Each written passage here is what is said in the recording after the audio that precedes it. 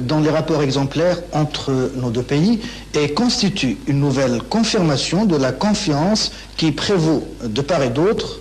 Mais, monsieur l'ambassadeur, au-delà des bonnes relations qu'aucun contentieux n'assombrit, que reste-t-il à faire directement entre la Tunisie et la France pour rendre leur coopération, comme l'a déclaré monsieur Mohamed Mzali à l'occasion de la visite en octobre de M. Raymond Barre en Tunisie, et là je cite, une coopération répondant à l'intérêt bien compris des deux peuples.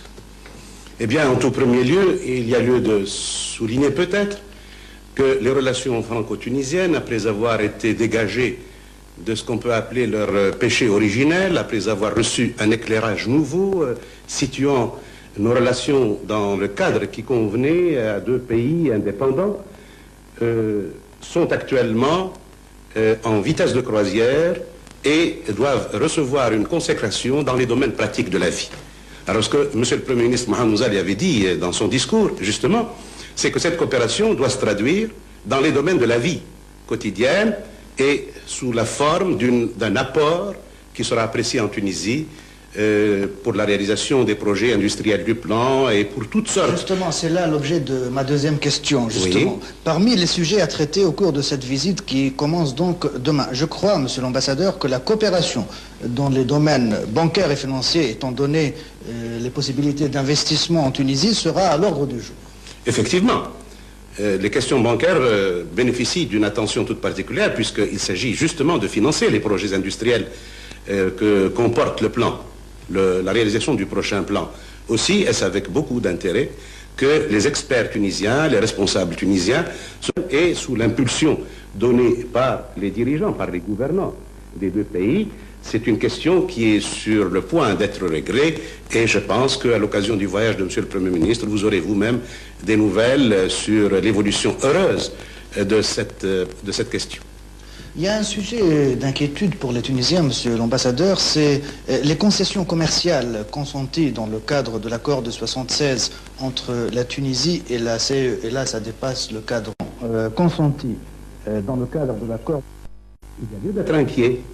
Et c'est pour cela que nous nous sommes appuyés sur nos amis français qui ont bien voulu prendre une position qui nous est favorable et je sais que des initiatives ont été prises sous l'inspiration d'ailleurs des directives du gouvernement français pour que cette situation n'altère pas, ne cause pas une grave altération de notre situation économique. Je pense que les autres pays européens ne sont pas moins sensibles.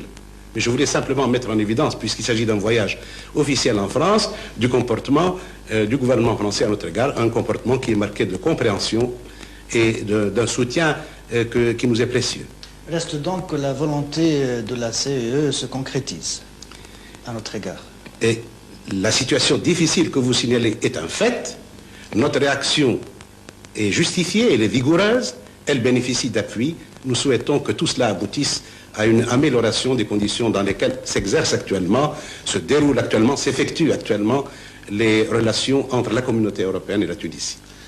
Dans ce monde en crise, monsieur l'ambassadeur, et là je passe à ma dernière question, le projet français de trilogue préconisé par le président Valéry Giscard d'Estaing et l'idée tunisienne de contrat de développement proposé par le président Bourguiba vient à point nommé répondre à une situation intenable. Il y a lieu pour moi d'abord de préciser une chose. Vous parlez de l'initiative française. Je ne nie pas le fait qu'effectivement la France joue un rôle important dans cette question du trilogue. Mais il y a lieu également de rappeler que l'initiative du trilogue revient tout à la fois au président Bourguiba et au gouvernement français. Car la coopération triangulaire a été justement une des manifestations de la politique tunisienne sur le plan international. C'est vous dire donc que le trilogue est un fait qui nous intéresse, qui nous concerne.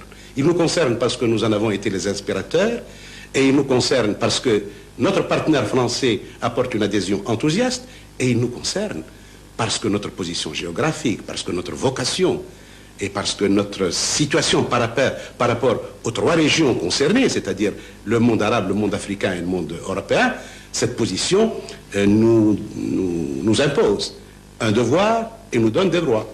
Dans cet ordre d'idées, le trilogue peut-il faire redémarrer le dialogue nord-sud qui achoppe, comme tout le monde le sait? Je le pense bien. Les problèmes sont différents. Mais ce qui est particulièrement important pour nous, c'est de consacrer une attention vigilante et un soutien raisonné, évidemment, à cette politique triangulaire, de coopération triangulaire, qui est de notre inspiration et qui nous permettra de résoudre pas mal de problèmes, tout en s'inscrivant dans le cadre de notre personnalité, qui est à la fois arabo-africaine et qui ne néglige pas les apports du monde occidental. Le mot de la fin, monsieur l'ambassadeur. Le mot de la fin, c'est un mot de joie, de satisfaction de voir le Premier ministre de Tunisie venir poursuivre déjà une action qui a reçu une impulsion très grande à l'occasion de la rencontre des présidents Bourguiba et Giscard d'Estaing, lorsque le président Giscard d'Estaing est venu faire une visite d'amitié et d'estime au président Bourguiba ici. Et c'est au cours de cet entretien qu'ont été évoquées les perspectives d'avenir et que le président Bourguiba, avec le président Giscard d'Estaing, a donné une impulsion nouvelle à nos relations et une orientation dont la marque essentielle est que ces relations doivent être fondées sur des éléments pratiques d'évolution et de progrès. Merci, monsieur l'ambassadeur. Je vous remercie.